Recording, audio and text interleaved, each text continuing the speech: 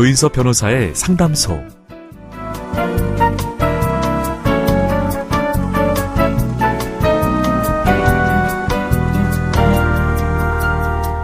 한낮의 무더위와 저녁 무렵의 신선함이 교차하는 이 계절.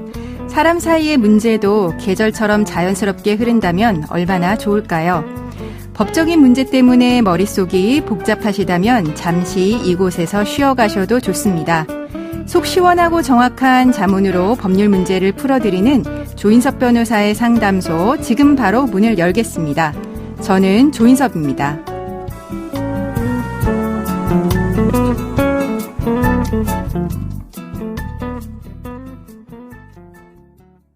당신을 위한 로하우스 조담소 김규리 변호사와 함께합니다. 안녕하세요. 네, 안녕하세요. 법무법인 신세계로의 김규리 변호사입니다. 오늘은 어떤 고민이 기다리고 있는지 먼저 사연부터 알아보겠습니다. 저희 부부는 연애 시절과 신혼 초만 해도 큰 문제 없이 지내왔습니다.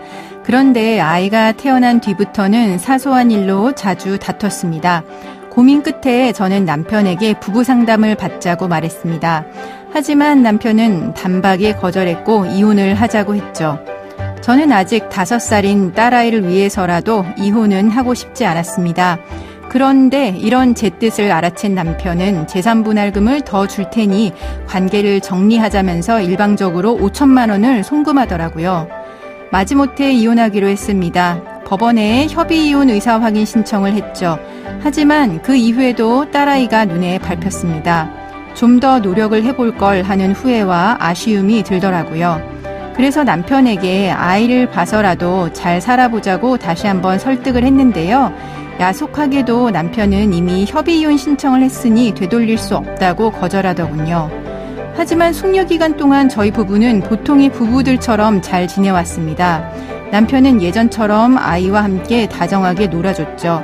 저는 그 모습을 보면서 남편의 마음이 바뀔지도 모른다는 기대감을 품게 됐는데요.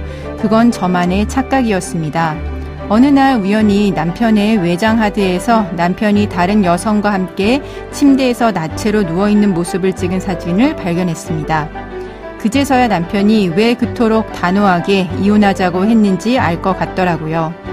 저는 불륜을 저지른 남편에게 사과는 물론이고 위자료도 받고 싶습니다. 그런데 협의이혼에 응하지 않고 재판상 이혼을 할 수 있을까요? 협의이혼 중에 알게 된 남편의 부정행위를 문제 삼을 수 있는지도 궁금합니다. 그리고 이미 아이의 양육권을 넘겨주기로 협의했는데 양육권을 다시 가져올 수는 있는지 알고 싶습니다.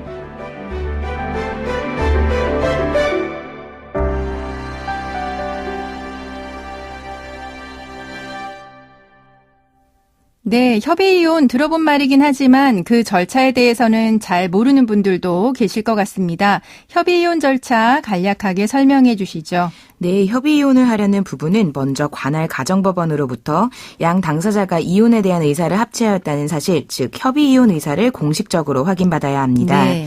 부부가 관할 가정법원에 함께 출석하셔서 협의이혼 의사 확인 신청서 및 관련 추가 필요 서류를 제출하면 되고 네. 뱃속에 있는 태아를 포함하여 양육해야 할 미성년 자녀가 있는 경우에는 3개월, 그렇지 않는 경우에는 1개월간의 이혼 숙려 기간이 지난 후에 다시 한번 부부가 함께 법원에서 지정한 협의이혼 의사 확인 기일에 출석해서 이혼 의사 등에 대한 진술을 통해 이혼 의사를 확인받으시면 됩니다. 네, 그리고 이 협의이혼 의사 확인 증서를 가지고 이제 시군구에 이혼 신고를 하시면 절차가 마무리되는 거죠. 네, 맞습니다. 네, 이 협의이혼 일단 신청하면 되돌릴 수 없는 걸까요? 네, 협의이혼 의사 확인 신청은 가정법원의 확인을 받기 전까지 취하할 수 있고 부부 일방 또는 쌍방이 협의이혼 의사 확인 기일에 출석 통지를 받고도 2회에 걸쳐 출석하지 않는 경우에도 취하한 것으로 보고 있습니다. 네. 쉽게 말해 법원에서 의사 확인 기일을 지정하면 반드시 부부가 함께 출석을 하여야 하고 네. 한쪽이라도 기일에 출석하지 않을 경우에는 해당 협의 의사 확인 신청이 자동적으로 취하한 것으로 되는 것입니다. 네. 따라서 우리 사연자분의 경우에는 숙려 기간 후 지정되어 규정되어 있는 의사확인 기일에 출석하지 않고 이혼 소송을 제기하시면 되겠습니다. 네. 그러면 사연자분은 협의이혼을 신청하고 숙려기간을 보내는 중에 남편이 외도하고 있다는 걸 알게 되셨습니다. 이런 경우에는 어떤 점들을 좀 따져봐야 할까요?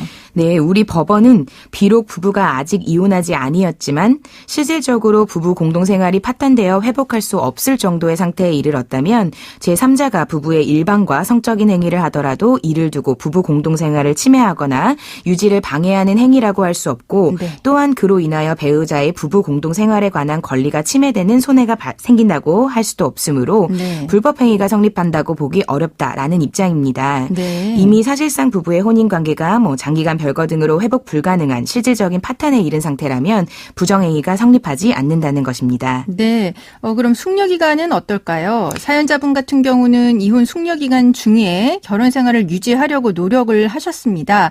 이런 경우에는 남편의 부정행위를 문제 삼을 수 있지는 않을까요? 네, 우리 법원은 협의이혼 숙려기간에 대하여 협의이혼 숙려기간은 혼인관계 유지 등에 관한 진지한 고민의 시간이자 네. 혼인관계 회복을 위한 노력의 시간이기도 하므로 협의이혼 숙려기간 중 다른 이성과 교제하는 것 역시 혼인관계의 유지를 방해하고 배우자의 신뢰를 훼손하는 부정행위에 해당한다라고 판시하고 있습니다. 네. 따라서 단순히 협의이혼 의사 확인 신청을 하였다는 사정만으로는 부부의 혼인관계가 실질적으로 파탄되어 실체가 더 이상 존재하지 아니하게 되고 또 객관적으로 회복할 수 없는 정도에 이르렀다고 단정하기는 어렵다는 것으로 네. 사용자분의 경우에도 남편의 부정행위를 문제 삼을 수 있겠습니다. 그렇겠네요. 더욱이 우리 사연자분께서는 계속해서 가정을 지키고자 하는 의사를 남편분에게 수차례 전달하면서 아이와 남편과 함께 기존 부부 공동생활 공동체도 유지해 온 것으로 보이므로 그 혼인관계가 완전히 파탄에 이른 부부라고 판단하기는 어렵겠습니다. 네, 이제 게다가 이 사연 같은 경우는 사연자분의 남편은 이혼을 요구하면서 제3분할금 중 일부를 이미 지급을 했습니다.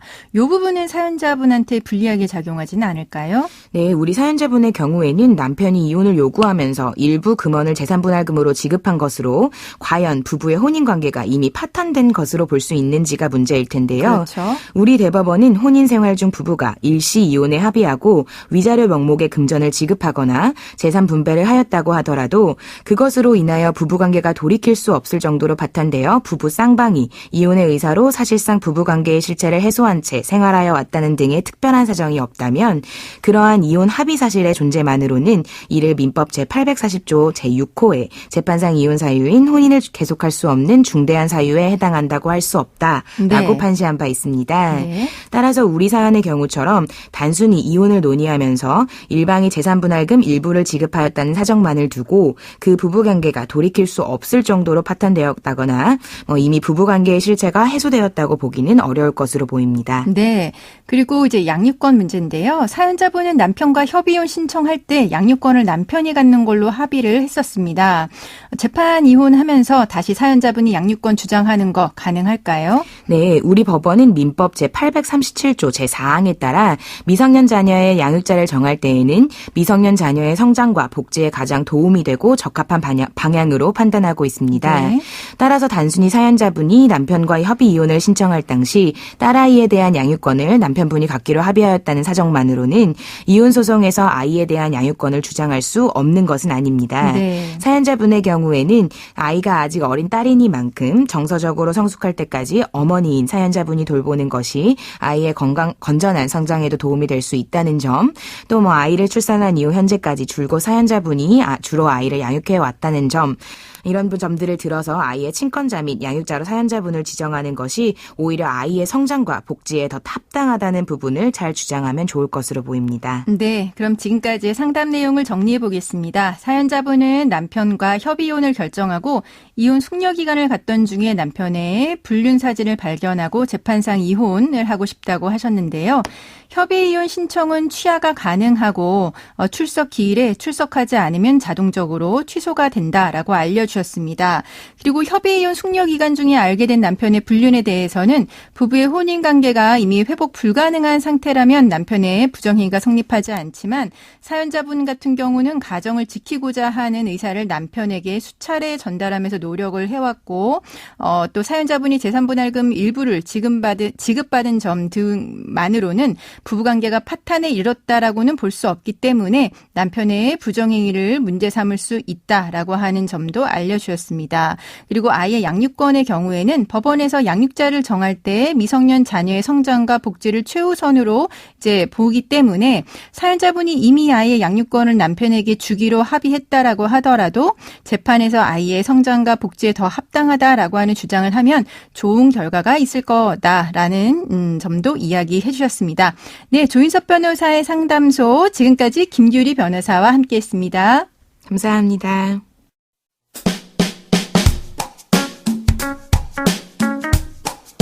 알아두면 쓸데있는 법률 이야기 알쓸법 시간입니다. 최근 한 유튜버가 백화점 지하주차장에 장애인 전용 주차구역의 주차장 차량 중에서 효력이 지난 주차 표지 스티커를 부착한 차량들을 고발해서 화제를 모으고 있습니다. 이 차량의 운전자들은 백화점 VIP 회원의 차량으로 알려져서 누리꾼들의 공분을 사고 있는데요. 실제로 친인척의 명의로 발급된 주차 표지를 붙인 뒤 버젓이 장애인 주차 구역에 주차한 차들이 있다라고 합니다. 장애인 전용 주차 구역을 위반한 차량의 차주들은 어떤 처벌을 받게 될까요?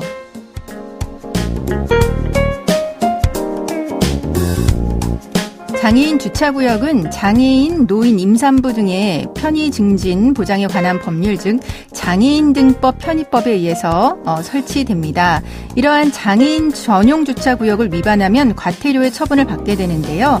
장애인 주차 표지 없이 장애인 전용 구역에 주차하면 과태료 10만 원, 주차 표지는 있지만 장애인이 타지 않았는데 주차한 경우도 역시 과태료 10만 원, 또 장애인 전용 주차 구역에 물건을 쌓거나 통행로를 가로막으면 과태료 50만 원, 그리고 변조된 장애인 주차 표지를 이용한 차량은 200만 원, 주차 표지에 차량 번호가 일치하지 않은 경우에도 200만 원의 과태료에 처해지게 됩니다.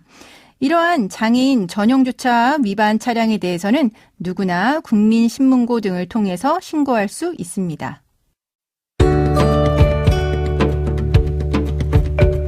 조인섭 변호사의 상담소, 조담소는 언제나 당신과 함께합니다. 끝곡으로 박학기의 자꾸 서성이게 돼 들려드리면서 저는 이만 인사드립니다. 지금까지 로이어 조인섭이었습니다.